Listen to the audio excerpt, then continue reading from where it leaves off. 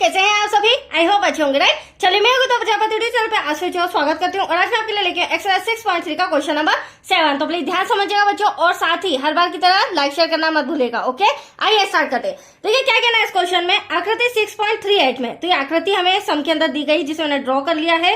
अब इसमें त्रिभुज एबीसी के शीर्ष लंब, तो ए बी सी, ये सबसे पहले तो ये हमारा त्रिभुज है और इसके शीर्ष लंब एडी, तो आप देख सकते हैं ब्लैक पेन से मैंने एडी शीर्ष लंब बनाया है और सी परस्पर ओ बिंदु को प्रतिच्छेद करते हैं। तो एक शीर्ष लंब तो हमारा एडी हो गया बच्चों और दूसरा शीर्ष लंब हो गया हमारा सी, जो किस बिंदु पर प्रतिच्छेद कर रहे हैं, बिंदु पी को प्रतिच्छेद करते हुए जा रहे हैं। तो ड्रॉ समझ में आया? हाँ, और शीर्ष लंब है तो लंब हमेशा 90 डिग्री का होता है। तो यहाँ पर डी जो एंगल बन रहा है वो 90 डिग्री का है, इधर भी और इधर भी। और एंगल ई है, ये भी हमारा कितनी डिग्री का है? 90 डिग्री का। That's clear. चलिए अब सम पे आते हैं। ये तो हमें दिया गया था। अब दर्शाइए कि मतलब कि सिद्ध कीजिए। क्या क्या सिद्ध करना है? फर्स्ट कंडीशन में त्रिभुज एईपी समरूप होना चाहिए, ये वाला त्रिभुज समरूप होना चाहिए सीडीपी के। फर्स्ट कंडीशन ये दोनों त्रिभुज आपस में समरूप होना चाहिए।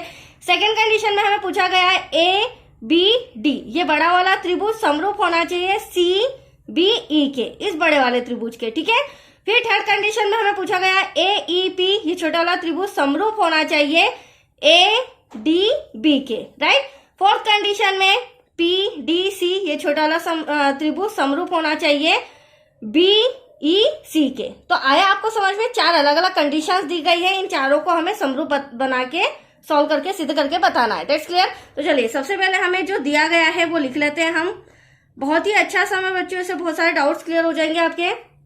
चलिए सबसे पहले हमें सम के अंदर क्या दिया गया? त्रिभुज एबीसी, इसके अंतर्गत त्रिभुज एबीसी के अंतर्गत आप देख सकते हैं जो एडी है वह लंब है डीसी रेखा पर, राइट। तो यहाँ पे मैं लिखूंगी जो एडी लंब है, लंब का साइन होता है बच्चों, वो हमें दिया गया है डीसी रेखा पर। सॉरी बीसी, यहाँ पर डीसी नहीं आएगा, बीसी, ये गलती से मैंने लिख दिया, इट्स ओके। सेकेंड कंडीशन जो सीई लंब है वो हमें दिया गया है एबी रेखा पर, सी लंब है एबी रेखा पर। चलिए अब ये तो हमें दिया गया था, सिद्ध क्या करना है? फर्स्ट कंडीशन आप देख सकते हैं वो मैं लिख लेती हूं क्योंकि चारों को अलग अलग सॉल्व करना होगा हमें। तो सिद्ध करना है त्रिभुज एईपी समरूप होना चाहिए त्रिभुज सीडीपी के, राइट। अब जब ये दोनों त्रिभुज को आपस में समरूप होना चाहिए तो इसे ही मैं ले लेती हूं। क्या ले लेंगे बच्चों? त्रिभुज एईपी तथा त्रिभुज सीडीपी में। अब देखिए कौन कौन से एईपी है मैं आपको बता देती हूँ। पहला त्रिभुज हमारा है एईपी, ये छोटा वाला आपको नजर आ रहा है, इसे हमें समरूप बताना है सीडीपी के, मतलब ये दोनों त्रिभुज आपस में समरूप बताना है। That's clear. अब देखिए हमें करना क्या होगा, दो त्रिभुज आपस में समरूप कब होते हैं? जब उनके या तो संगत कोण बराबर होते हैं या संगत भुजाएं बराबर होती है। बट यहाँ पर मुझे एंगल्स बराबर नजर आ रहे हैं, मैं आपको समझाती हूँ कैसे। अगर मैं ए पी ई की बात करूँ तो यहाँ पर ई जो एंगल हमारा बन रहा है वो 90 डिग्री का, मैंने बोला था ये लंब है तो इधर त्रिभुज के लिए भी 90 डिग्री, यहाँ भी 90 डिग्री होगा, राइट। और जो एंगल डी है सीडीपी त्रिभुज में, एंगल डी जो है वो भी हमारा कितने डिग्री का है? 90 डिग्री का, राइट। तो यहाँ पर हम लिख सकते हैं, हमें एक एंगल नजर आया है, एंगल ई बराबर है एंगल डी के। क्यों बराबर है? क्योंकि दोनों 90 डिग्री के, हमें ब्रैकेट्स में लिखना होगा, राइट। अब दूसरा आप ध्यान से देखिएगा, एईपी और इधर से सीडीपी, दोनों में जो पी बिंदु है, मतलब पी एंगल है, वो इधर भी बन रहा है और इधर भी बन रहा है। देखी जाए तो इस तरह क्रॉस प्रतिच्छेद करती हुई दो रेखाएं हैं और बी सेंटर में यहाँ पर पी एंगल बन रहा है, ठीक है। तो इस तरह का जो शेप है और पी बिंदु आ रहा है तो इसे हम कहेंगे शीर्षाभिमुख कोण। ये कोण कैसा कहलाएगा? शीर्षाभिमुख कोण, मतलब कि एंगल पी बराबर है एंगल पी के। और ब्रैकेट में आ जाएगा बच्चों, क्यों है एंगल पी के बराबर? क्योंकि यह शीर्षाभिमुख कोण है। मैंने आपको हिंट भी दिया, इस तरह से क्रॉस करते वक्त जो एंगल बनता है वह शीर्षाभिमुख होता है, राइट। तो अब यहाँ पर मैंने तीनों एंगल में से दो एंगल तो दोनों त्रिभुजों में बराबर बताए, तो यहाँ पे समरूपता कसौटी लागू होती है कोण कोण समरूपता से। अतः कोण या एंगल समरूपता कसौटी से हम कह सकते हैं जो त्रिभुज AEP है, राइट, वह समरूप है त्रिभुज CDP के, इति सिद्धम, क्योंकि हमने यहाँ पर दो एंगल बराबर बताए हैं। That's clear. चलिए अब आते हैं हम सेकेंड नंबर के सम पे। अब यहाँ पर सेकेंड नंबर में हमें कौन से त्रिभुज दिए गए हैं, आप ड्रॉ में देखिएगा। सबसे पहले तो हमें दिया गया है ABD, तो ये रहा A, ये रहा B, ये रहा D, ये बड़ा वाला त्रिभुज है ना, मैंने ड्रॉ भी करके रखा है ताकि प्रॉब्लम्स ना आए। फिर CBE, तो ये रहा CB और E, तो एक तो ये वाला त्रिभुज और दूसरा ये वाला। तो चलिए अब इन दोनों त्रिभुज को ले लेते हैं, त्रिभुज ABD तथा त्रिभुज CBE में। अब इन दोनों त्रिभुज में आप देख सकते हैं, सबसे पहले तो हमें ABD की बात करूं तो D हमें यहाँ पर 90 डिग्री का नजर आ रहा है, तो एंगल D बराबर है CBE के। यहाँ पर जो एंगल E है वो भी हमारा 90 डिग्री का नजर आ रहा है, तो एटलीस्ट एक चीज तो हमें, एक एंगल तो दोनों त्रिभुजों में मिल गया। That's clear. नेक्स्ट अगर मैं बात करूं तो आप दोनों त्रिभुज में ही देख सकते हैं, यहाँ भी हमारा B कॉमन आ रहा है, यहाँ भी B कॉमन आ रहा है। तो कहने का मतलब ये है बच्चों, B ऐसा एंगल है जो दोनों त्रिभुज में आ रहा है, ABD, राइट। एक एंगल ये है जिसमें B आ रहा है, एक त्रिभुज है जिसमें एंगल B आ रहा है, फिर दूसरा त्रिभुज हमारा है CBE।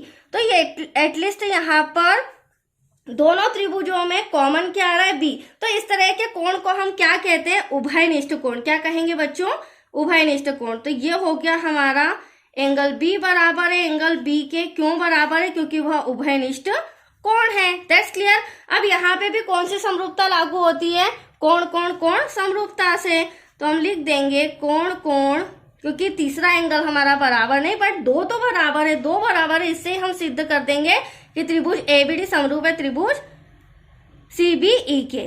तो कोण कोण समरूपता कसौटी से हम कह सकते हैं त्रिभुज ABD समरूप है त्रिभुज CBE के।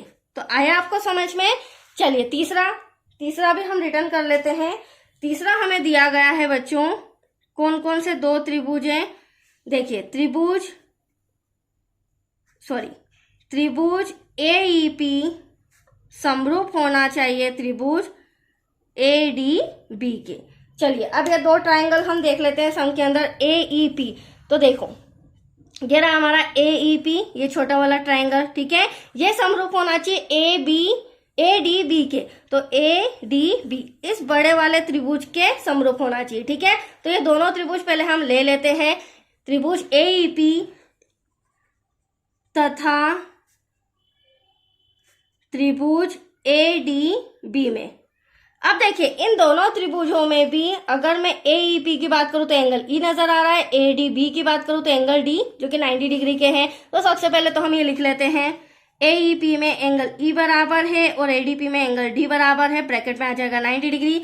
और दूसरा एंगल आप इन त्रिभुज में ही देख सकते हैं, कॉमन आ रहा है A।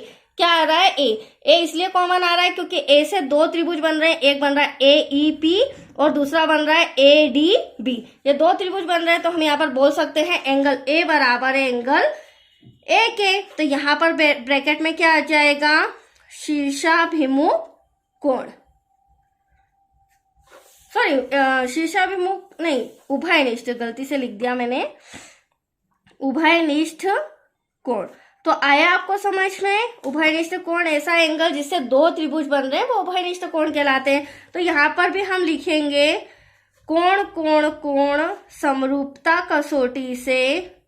ये सब ऐसा है बच्चों जिसमें दो एंगल ही समान बताए गए हैं, राइट। इसलिए हम दो एंगल समरूपता कसौटी से ही त्रिभुज AEB को समरूप बताएंगे त्रिभुज ADB के, राइट। तो ये आंसर भी हमारा आ चुका है। देन लास्ट में अब आप देखिएगा, यहाँ पर मैंने 4th नंबर का रिटर्न करके रखा है, ड्रॉ भी है। अब यहाँ पर PDC, तो ये रहा PDC, एक एंगल तो हमारा ये नजर आ रहा है, दूसरा BEC में, तो BEC ये बड़ा वाला एंगल, मतलब इस छोटे वाले एंगल को समरूप बताना है बड़े वाले एंगल के। तो पहले हम लिख लेंगे त्रिभुज PDC तथा त्रिभुज BEC में। अब देखें इसमें क्या कॉमन है। तो सबसे पहले सी एंगल तो आपको नजर आ रहा है, साथ ही साथ डी और ई हमेशा की तरह क्या है 90 डिग्री। तो पीडीसी की बात करें तो एंगल डी बराबर है ए बी सी के एंगल ई के, जो कि क्या है 90 डिग्री, राइट। फिर यहाँ पे भी हमारा सी नजर आ रहा है, यहाँ पे भी सी।